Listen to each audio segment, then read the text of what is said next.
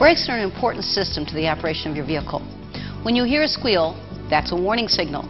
It could be caused by the wear indicator on your brake pads. It tells you when you need new brakes.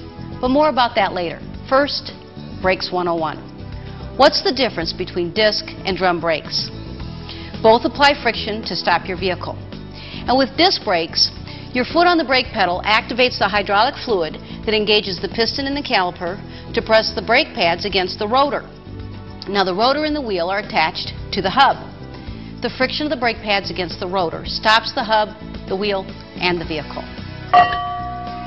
With drum brakes like these on the rear, the same foot action creates hydraulic pressure against the wheel cylinder, which pushes out the brake shoes against the drum.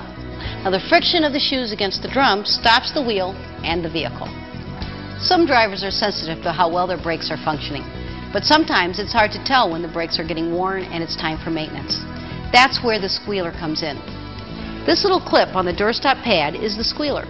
It's a built-in wear indicator that makes a high-pitched warning sound when the brake pads are worn and new pads are needed.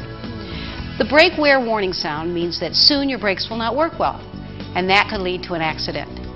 When you hear the warning sound of the wear indicator, have your vehicle serviced. And be sure to use new approved GM replacement parts. And to help reduce noise and brake dust, GM offers Durastop ceramic brake pads. It's also a good idea to have your front and rear brakes checked every time you take your vehicle in for an oil change.